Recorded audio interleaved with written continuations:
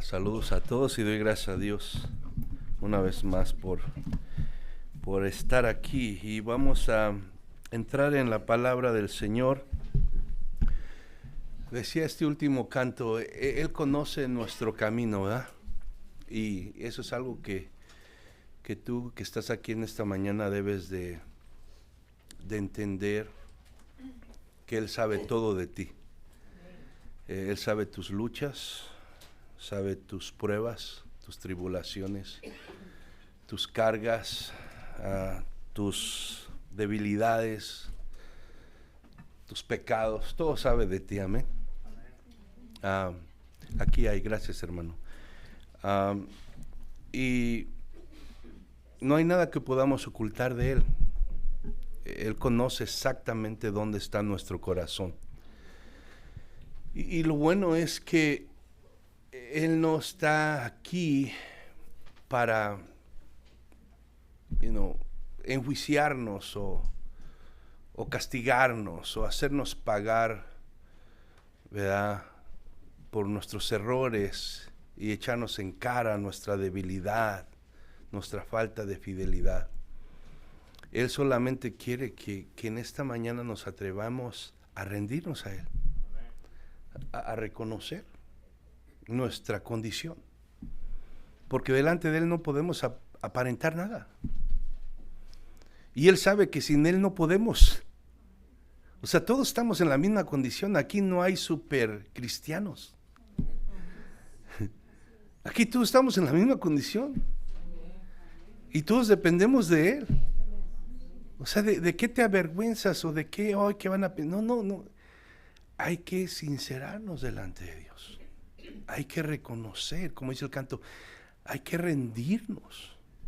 Decir, Señor, no, tú conoces todo dentro de mí y sabes exactamente cómo me siento, qué estoy pasando. Me siento triste, me siento cansado, me siento desanimado, estoy atado porque pequé, no siento la libertad de alabarte. Señor, tú lo sabes, pero yo me rindo a ti en esta mañana. No quiero salir como entré, quiero salir libre, quiero salir gozoso, quiero salir animado, fortalecido. Y créame que si tú haces eso con sinceridad, vas a recibir la respuesta. Amén. Pero tenemos que creer, tenemos que confiar en la palabra de Dios. Bueno, así vamos entonces a seguir en la palabra del Señor. Como le digo, ya tenía rato que no estaba aquí, 2-3 semanas. Entonces la última enseñanza que di, comencé en el capítulo 13 de Mateo, y fue como una introducción a lo que es todo el capítulo, ¿verdad? El capítulo 13 de Mateo se trata de una serie de parábolas donde Jesús va de alguna manera a revelar a sus discípulos la manera que el reino de Dios se va a establecer, ¿verdad?, entre la primera venida y la segunda venida de nuestro Señor Jesucristo. Y dimos una introducción y dijimos que después nos íbamos a meter en detalle en cada una de estas parábolas para explicar el significado. Bueno, en unas el Señor nos da el significado, pero queremos, ¿verdad?, de alguna manera meternos en detalle qué es lo que quiere decir conforme a la palabra. Y en esta mañana vimos del verso 1 al 17. En esta mañana vamos a ver del verso 18 al 23 del capítulo 13 de Mateo, donde Jesús da la explicación de la parábola del sembrador. Pero ya saben cómo soy yo.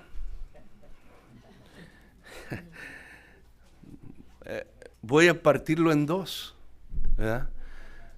Y aunque quisiera ya entrar en lo que se trata de la explicación que Jesús le da a los discípulos sobre lo que se refiere, lo que quiere decir la parábola del sembrador, me quiero enfocar hoy en 3 puntos importantes que también de alguna manera nos deja ver esta parábola y que es necesario que nosotros como creyentes entendamos, conozcamos estas verdades, porque nos va a ayudar a no tener expectativas falsas, porque muchas veces el desánimo en el cristianismo viene porque nos tenemos expectativas falsas, cosas que no son bíblicas, pero como no hemos entendido, nos formamos todas estas expectativas y cuando no sucede como yo pienso que debe de suceder, me desanimo y digo, ¿dónde está Dios? ¿Qué pasó? No que tiene poder, no que esto, no que lo otro, pero es porque realmente tenemos unas expectativas equivocadas, erróneas, cuando la palabra es clara. Pero nosotros somos los que nos confundimos y asumimos cosas que la palabra de Dios no dice. Amén. Como, por ponerles un ejemplo, el evangelio de la prosperidad, que tú eres hijo del rey, tú siempre, si tú crees en él, siempre vas a vivir prosperado, nunca te vas a enfermar,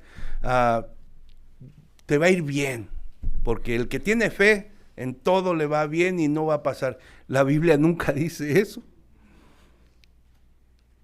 Jesús fue claro cuando dijo, en este mundo vas a tener. Él es claro. Pero nosotros, por falta de entender la palabra y por dejarnos llevar por alguien que nos dice algo que no es correcto, pues tenemos expectativas equivocadas y cuando no me está yendo bien, cuando estoy pasando por problemas, ¿dónde estás, Dios? Pues no que eres poderoso, pues no que me amas.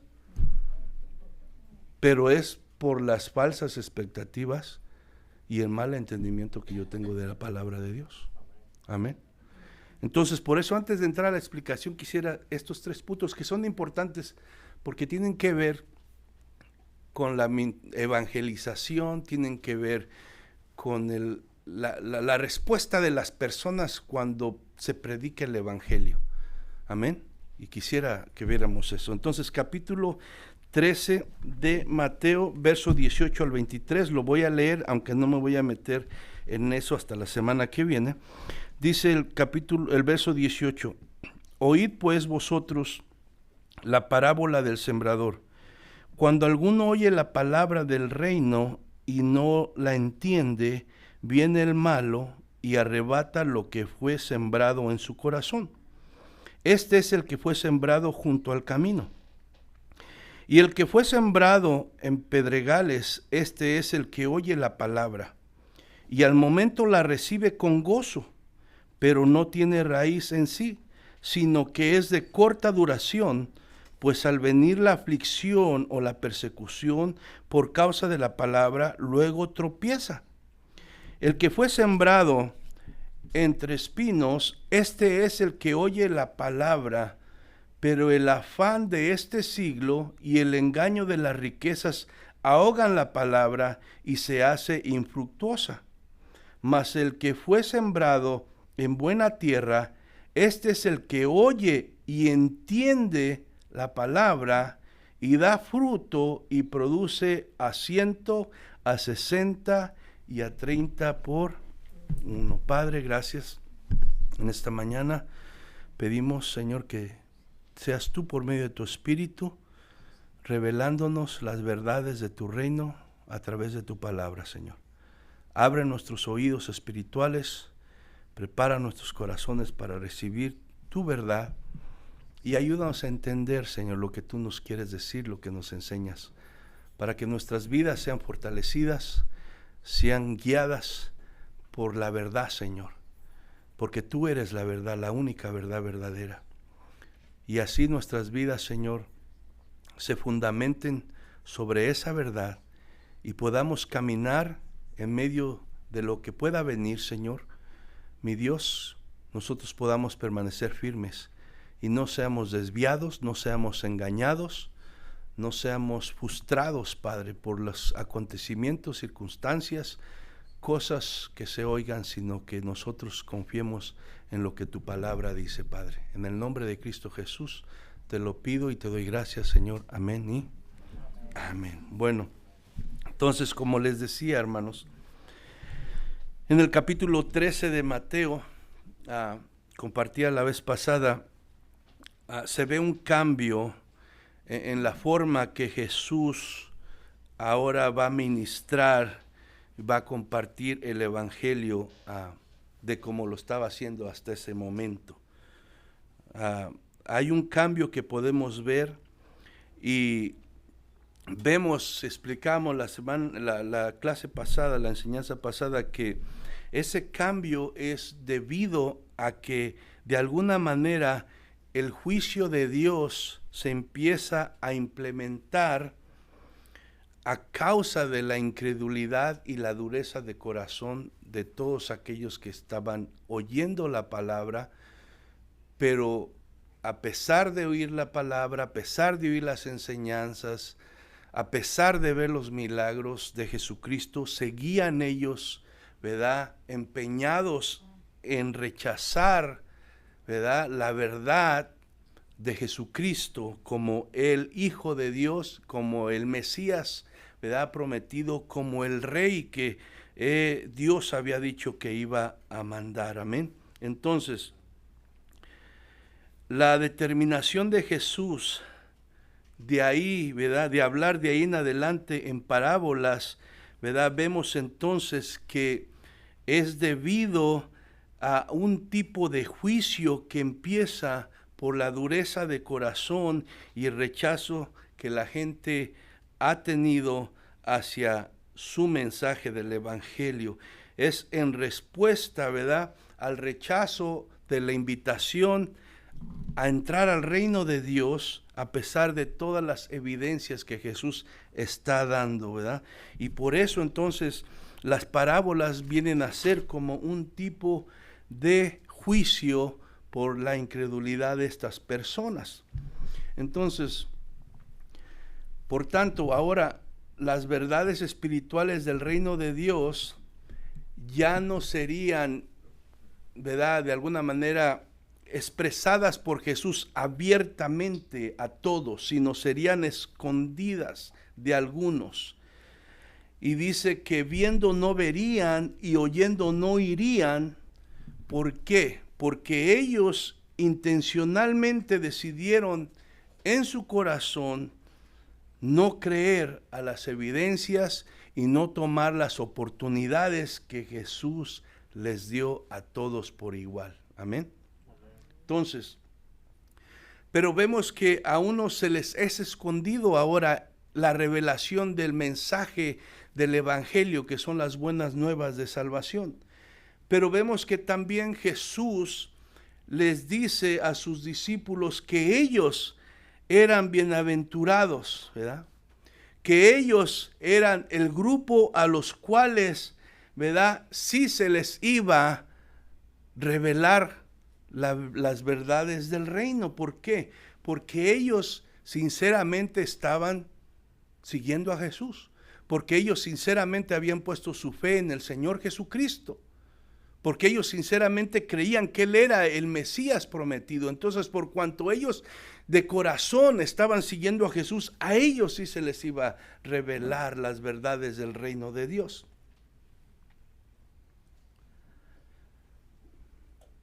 Entonces, ¿qué es lo que vemos con esto?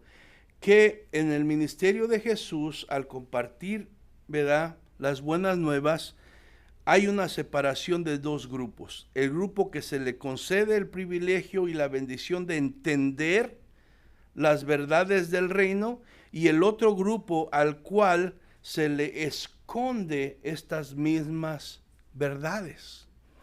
Y vemos, hermano, que en la parábola los cuatro, ¿verdad?, diferentes personas o terrenos donde cayó la palabra, todos oyeron la palabra, pero la diferencia fue que unos entendieron y otros no. Y vemos que donde dice que la semilla cayó en buena tierra, ellos oyeron y entendieron la palabra. Entonces vemos la importancia de entender, de que se le revele la verdad de Dios, porque en su mente natural nosotros como seres humanos, ningún ser humano puede comprender las cosas espirituales. Es solamente un acto divino, un acto sobrenatural, producido por Dios, que puede traer esa revelación al corazón del ser humano. Amén. Entonces, Mateo 13, 10 y 11 dice: entonces acercándose los discípulos le dijeron, ¿por qué les hablas por parábolas? Jesús le respondió, él respondió, les dijo, porque a vosotros os es dado saber los misterios del reino de los cielos, mas a ellos no les es dado. Y Mateo 13, 16 dice, pero bienaventurados vuestros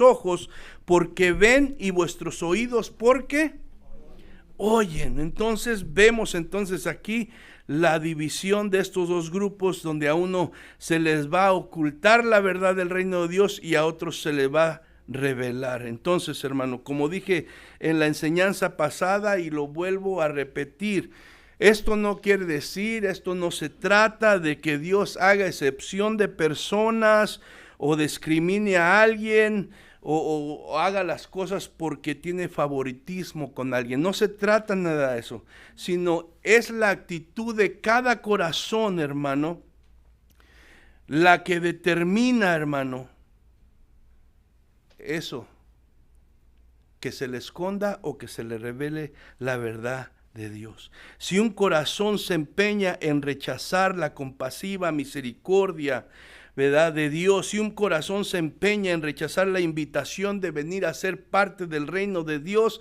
lo que causa es, hermano, que caiga en este grupo, ¿verdad? No sabemos cuándo sucede, en qué momento sucede. Sabemos que nosotros, antes de entregar nuestra vida a Cristo, se nos habló mucho también y no quisimos. Y aunque no sabemos en qué momento Dios dice ya, en qué momento hace la decisión de ocultarlo, hermano, sabemos que la causa es la dureza del corazón, la causa es el rechazo.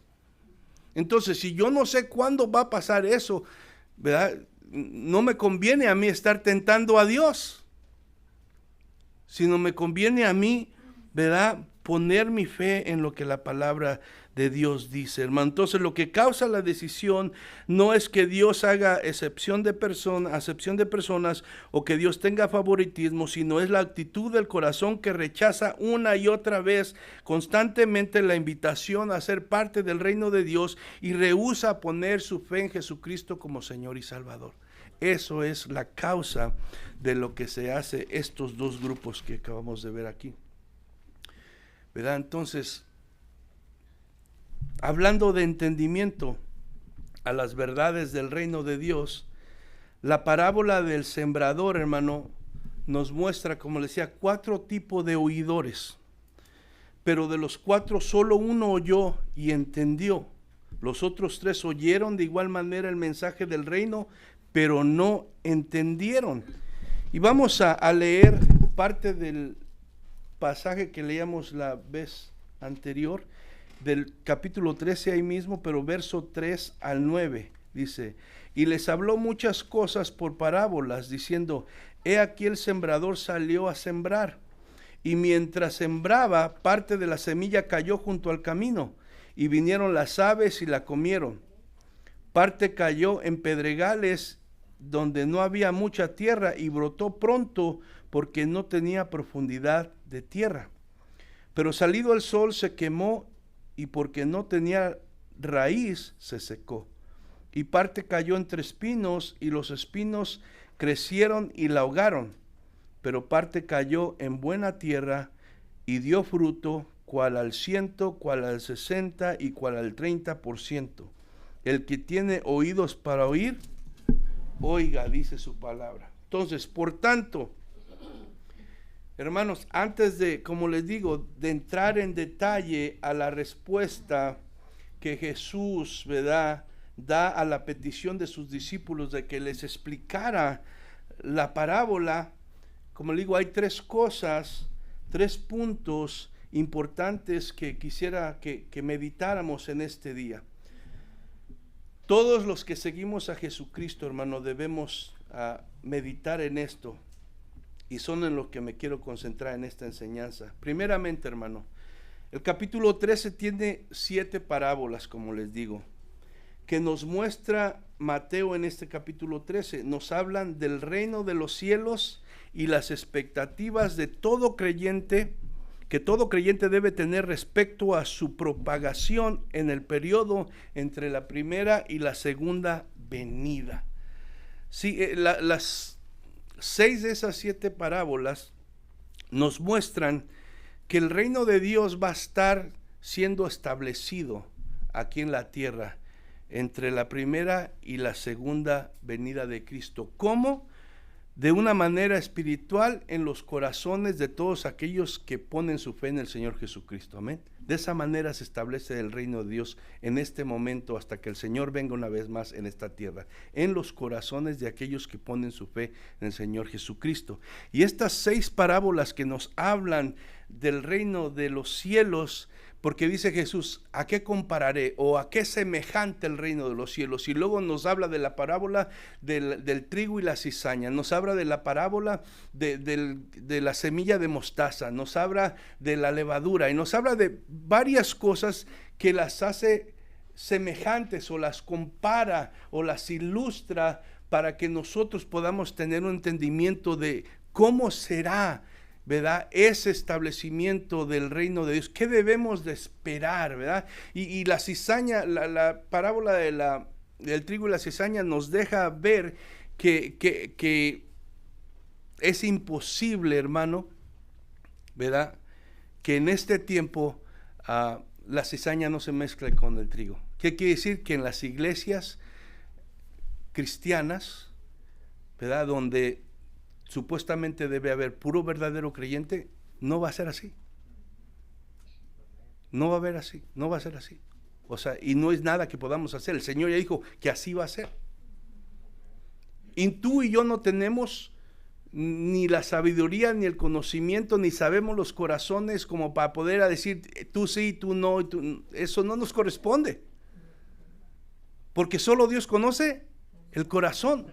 Y va a llegar un tiempo en el juicio de Dios donde Él, que sabe todo, va a hacer la separación. Por lo pronto tú y yo tenemos que hacer nada más lo que Dios nos dice. Eso lo debemos de esperar, ni te admires ni debemos de admirar. Va a pasar así, está pasando así. Otra cosa es que, aunque la semilla de mostaza es la más pequeña, y así comenzó el reino de Dios, y ha tenido mucha oposición. Pero a pesar de toda esa oposición, la iglesia ha ido creciendo. El reino de Dios se ha ido estableciendo en millones y millones de personas. Pero eso no quiere decir que muchos no se van a querer aprovechar de esto, ¿verdad? E infiltrarse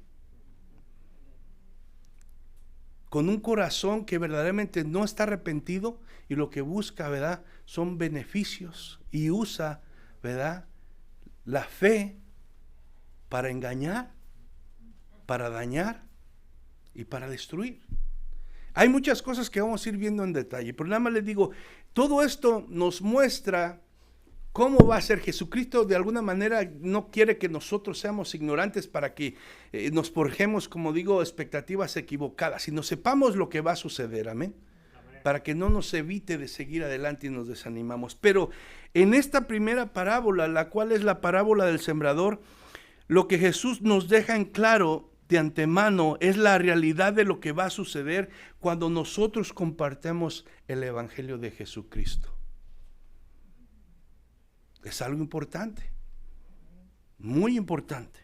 O sea, en otras palabras, Jesús le dice a sus discípulos que estén conscientes que no todos van a recibir su mensaje.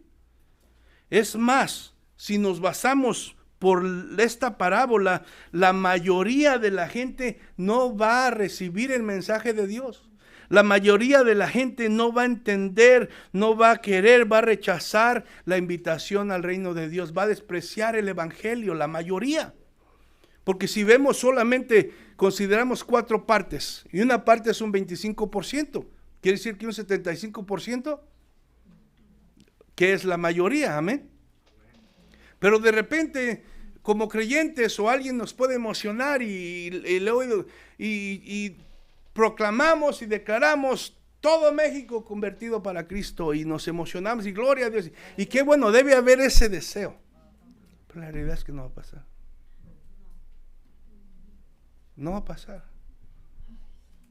Y el Señor es claro aquí. La Biblia nos muestra que aquí en esto solo uno de los oidores representa la verdadera salvación. Solo uno. Los otros 3 representan a aquellos que nunca entendieron realmente las verdades del reino de los cielos, nunca fueron regenerados, nunca nacieron de nuevo, aún muchos que estuvieron en la iglesia. Nunca conocieron verdaderamente a Jesús, a pesar de que algunos parecían que sí lo conocían. Y es lo que vamos a estar viendo más adelante también. Por tanto, aunque nuestro deseo debe de ser como el deseo de Dios, que todos vengan al arrepentimiento y el conocimiento de la verdad del reino de los cielos, la triste realidad es que no va a pasar así. No va a pasar eso. Segunda de Pedro capítulo 3 verso 9 dice: el Señor no retarda su promesa, según algunos la tienen por tardanza, sino que es paciente para con nosotros. ¿Qué dice aquí? No queriendo que ninguno perezca, sino que todos procedan ¿qué? Al arrepentimiento. Dios quiere que todos. No es que vino a salvar a unos y a otros, no, su deseo es salvar a todos, pero la realidad es que no todos van a ser salvos, esa es una realidad. Mateo capítulo 7, verso 13 al 14 dice: entrad por la puerta estrecha, porque ancha es la puerta y espacioso el camino que lleva a la perdición. ¿Y qué dice? Muchos son los que entran por ella. Y el verso 14 dice: porque estrecha es la puerta y angosto el camino que lleva ¿a dónde? A la vida. ¿Y qué dice? Pocos son los que la hallan. Entonces, hermano, esa es la realidad. Si tú y yo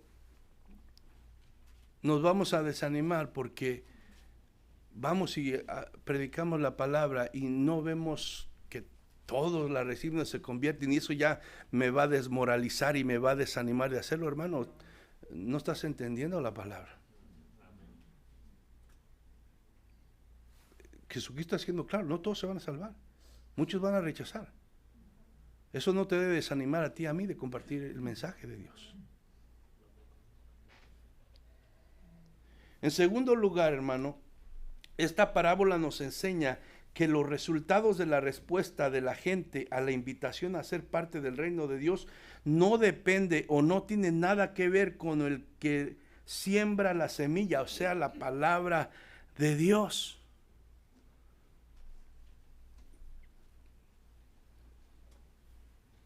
Eso también es algo importante que tenemos que reconocer. Que el resultado no tiene que ver nada contigo o conmigo. Entonces podríamos preguntarnos, pues entonces, ¿para qué predicar? ¿O para qué evangelizar? ¿Para qué esforzarme? Si de todos modos no tiene que ver nada conmigo. Primeramente debemos, hermano, hacerlo, seguir haciendo y no dejar de hacerlo, porque Dios nos manda a hacerlo. Dios te manda a ti si eres creyente y me manda a mí que lo hagamos. O sea, no es una opción, es un mandamiento. Aunque no seas predicador, pastor, evangelista, misionero, Dios te manda a ti como creyente que compartas el evangelio, que lleves la palabra. Mateo 28, 18 al 19 dice: y Jesús se acercó y les habló diciendo: toda potestad me es dada en el cielo y en la tierra. Por tanto, id ¿qué? Y haced discípulos a todas las naciones, bautizándoles en el nombre del Padre, del Hijo y del Espíritu Santo. Entonces, ¿es un mandato de Dios o no es un mandato? Es un mandato. Lo que Jesús quiere dejar en claro en esta parábola a sus seguidores, a todo creyente, es que el poder para producir el fruto en los corazones de las personas no está en el sembrador, no está en el que lleva la palabra, sino está en la misma palabra en sí. La que va a hacer la diferencia en el corazón de la persona no está, ¿verdad?, en el que lleva la palabra, sino en la palabra misma. ¿Y por qué es necesario que nosotros entendamos esto como creyentes? Esta verdad, hermano, nos debe de servir para animar a muchos, ¿verdad?, que desobedecen este mandato de Dios de compartir el mensaje del Evangelio, de anunciar la salvación, porque sienten y creen que no son suficientes capaces o elocuentes para hablar de Dios. De alguna manera pensando que son ellos o depende de ellos el resultado, cuando no es así, sino es la palabra la que tiene el poder para producir el cambio y la transformación en el corazón. No soy yo porque estoy aquí enseñándoles, ni eres tú que tal vez digas yo nunca voy a predicar. Es la palabra que tú y yo tenemos y creemos la que puede hacer el cambio. Entonces eso debe de despejar y quitar todo temor. Y si yo no sé hablar, yo no soy muy elocuente, tú nada más di lo que la palabra de Dios dice. Y la palabra va a hacer lo que va a hacer. Amén. Entonces, hermano, esta verdad también nos sirve para bajar de alguna manera de su vanagloria a aquellos que creen que es su conocimiento, sabiduría, dedicación, esfuerzo, lo que de alguna manera le está haciendo un favor a Dios. Y sienten que si no fuera por ellos, si no fuera por su sabiduría, si no fuera por su manera de hablar la palabra, pues aquellos que han sido convertidos de alguna manera estarían todavía perdidos. Porque créame que tengo 35 algo así de años de cristiano y he visto esa actitud también. De alguna manera, corazones envanecidos que creen que porque ellos está salvando la gente. Y no, déjame decirte que no es así. No eres tú, es la palabra de Dios. Es la palabra de Dios.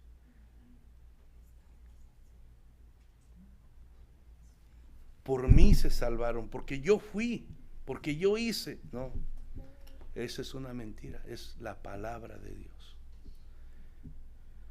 Es la palabra de Dios en sí misma la que contiene el poder para dar vida espiritual, no nosotros. Primera de Pedro, capítulo 1, verso 23, dice: siendo renacidos no de semilla o no de simiente corruptible, sino de incorruptible. ¿Por qué? ¿Por qué? Por la palabra ¿de quién? De Dios, que vive y permanece para siempre. Entonces, siendo renacidos, o sea, si alguien nace de nuevo, si alguien es regenerado, si alguien viene a ser parte del reino de Dios, es por la palabra.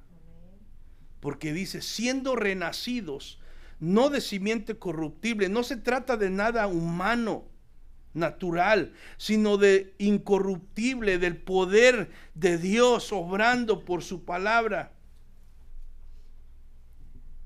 Santiago 1:18 dice: Él, está hablando de Dios, de su voluntad nos hizo nacer por la palabra de verdad, para que seamos primicias de sus criaturas. ¿Quién hace esto? Dios. ¿Por medio de quién? Por su palabra. El único que puede causar verdaderamente la regeneración, el nuevo nacimiento, la salvación, solamente es Dios, y lo hace a través de su palabra. Por la voluntad soberana de Dios, llevada a cabo por el Espíritu Santo, usando la palabra de Dios para regenerar el corazón del pecador y causar un nuevo nacimiento espiritual de esa persona.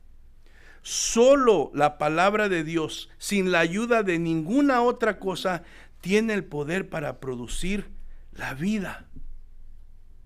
Solo la palabra. Pero hoy en día, aún en las iglesias, se han infiltrado tantas cosas que ya no se haya qué hacer, qué método adoptar para que la gente se sienta a gusto, para que la gente no se aburra, para que la gente se mantenga de alguna manera contenta.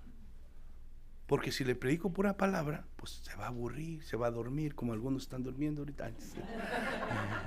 Se les va a hacer, ¿entiendes? Y tratan de implementar otras cosas, porque lo que quieren es tener la gente contenta, y hacen a un lado lo que verdaderamente puede producir la salvación. Por eso, hermano, hay que permanecer en la palabra. Yo no, la verdad, voy a ser sincero, antes, al principio de mi cristianismo, también estaba acostumbrado a que solamente predicaciones de alguna manera que me emocionaran y me despertaran y me hicieran sentir bien. Y si no, pues no me parecía bien, me aburría y todo, porque no tenía el conocimiento que... Pero el Señor en su grande misericordia empezó a obrar en mi vida. Empecé a oír la palabra de otra forma, enseñanza, basado en la pura palabra, y me costó al principio, pero después, hermano, te puedo decir que no lo cambio por nada, porque aquí está la vida. ¿Amén? Aquí está la vida. Entonces, hermano, es la palabra, hermano, la única que puede causar el nacer de nuevo, el único que puede cambiar las vidas, la única que puede traer salvación. Es la verdad del Evangelio la que salva. Romanos 10:17 dice, así que la fe es por el oír, y el oír, ¿por qué? Por la palabra de... Si alguien va a creer en Jesús, no va a ser porque yo aquí esté dando marometas o porque yo te ponga cosas que... No, si alguien va a creer en Jesús es porque la palabra provocó la fe en su corazón. Por eso Pablo dijo en Romanos 1:16, porque no me avergüenzo del Evangelio, porque es poder de Dios, ¿para qué? Para salvación, ¿a quién? A todo el que cree. ¿Y qué es lo que provoca la fe? La palabra del Señor.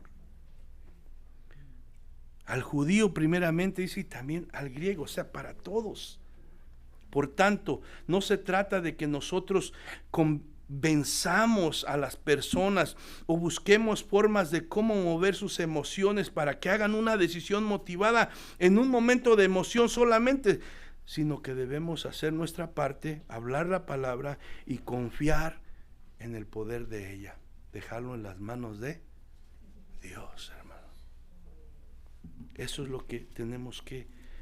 Muchas veces, o sea, nos gana el deseo de ver a esa persona que se convierta, que venga a Cristo, y no hayamos qué hacer para convencerla. Pero si tú y yo la convencemos, al rato se va a convencer sola. Cuando venga un problema, una situación difícil, se trata de que entienda la verdad revelada a través de la palabra, para que si sucede un cambio, sea una transformación verdadera y verdaderamente venga a ser parte del reino de Dios, porque si no, se engaña a sí misma. En tercer lugar y por último, dice, Jesús quiere que sus seguidores entiendan que si las personas no responden al llamado del Evangelio a ser parte del reino de Dios, no es la culpa del sembrador, no es la culpa de la semilla, sino tiene que ver con el terreno, o sea, con el corazón de cada persona.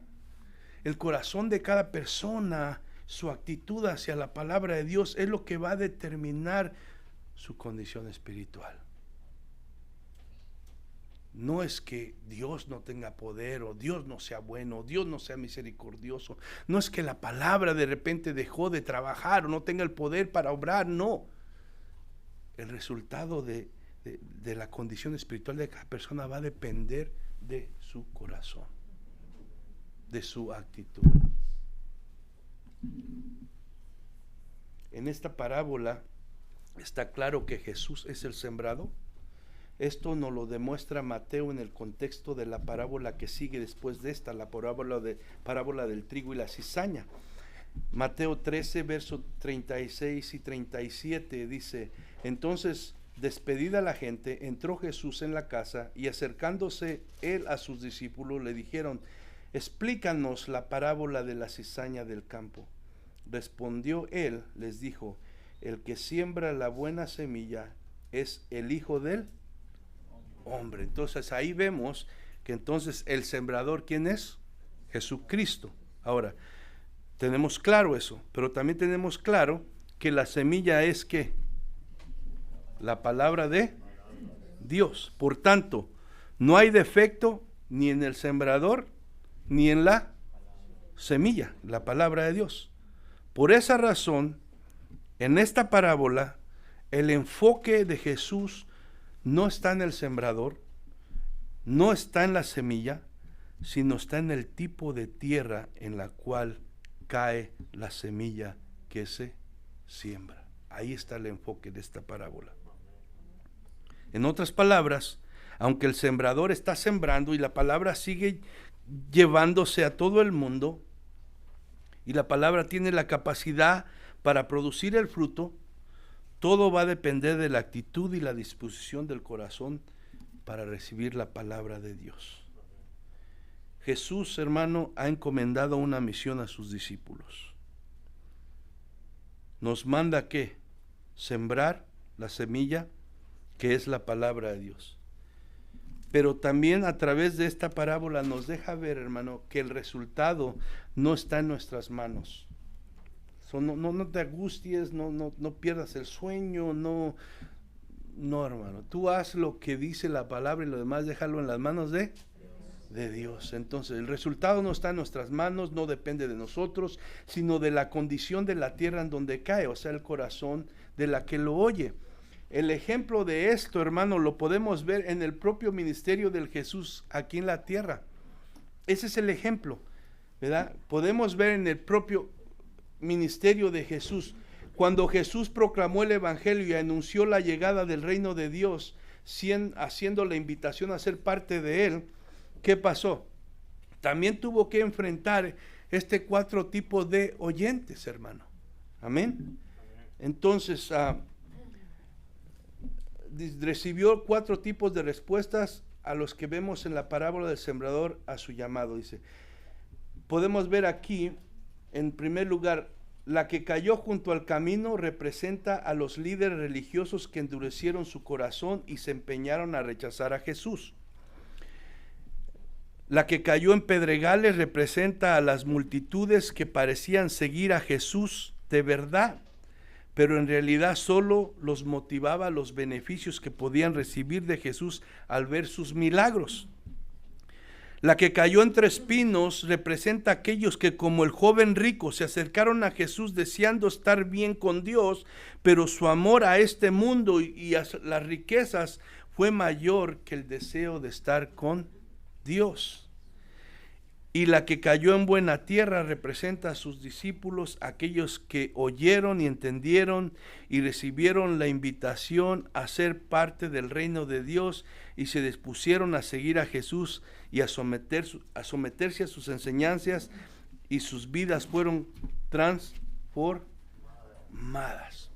Entonces vemos que el mismo ministerio de Jesús, ¿verdad?, experimentó 4 tipos de reacciones al evangelio. Entonces, si el mismo Jesús lo experimentó, ¿tú crees que tú y yo no vamos a experimentar lo mismo? Nosotros no somos Jesús, ni hacemos los milagros que él anduvo haciendo, ni predicamos, ni hablamos, ni enseñamos como él. Y si a Él se lo hicieron, hermano, ¿qué vamos a esperar? Por eso Jesús quiere que entendamos que como creyentes, si a Él se lo hicieron, va a pasar con nosotros también. No debemos esperar otra cosa. Amén. Entonces, hermano, por tanto, una de las cosas que Jesús está diciendo a través de esta parábola es que tomemos en cuenta esta realidad al cumplir con lo que Él nos ha encomendado hacer, o sea, predicar el evangelio a toda criatura. En otras palabras, Jesús está diciendo a sus seguidores, vayan y prediquen, pero sepan que no será fácil, que habrá oposición, que habrá indiferencia, que se encontrarán con gente con un corazón duro y otros que solo aparentarán interés, pero su corazón en realidad nunca conocerá la verdad de Dios. Pero no se desanimen, no dejen de hacer lo que se les ha encomendado, porque entre todos estos hay un grupo que recibirá el mensaje de la palabra de Dios con sinceridad y vendrán a ser parte del reino de Dios. Y como tú y yo no sabemos quién es ese, tenemos que tirar la semilla. Así como lo hicieron cuando cayó en nuestro corazón. Amén. Entonces, ¿la palabra de Dios es clara o no es clara? Nosotros somos los que a veces confundimos y nos formamos falsas expectativas muchas veces, lo cual, hermano, como decía, no es bueno, porque puede llevar a frustración, puede llevar a desánimo, puede llevar a desobediencia. Entonces, hermano, mi exhortación hacia ti y hacia mi propia vida es que sigamos haciendo lo que Dios nos ha encomendado hacer. Amén. Sigamos sembrando la palabra de Dios. No tratemos de inventar nada, hermano. El mundo cambia, la sociedad cambia, las modas cambian, pero la palabra es la misma. Sigue teniendo poder. Entonces no trates de inventar nada. Habla la palabra solamente. Amén. Creamos en el poder de la palabra y dejemos los resultados en manos de Dios. Amén.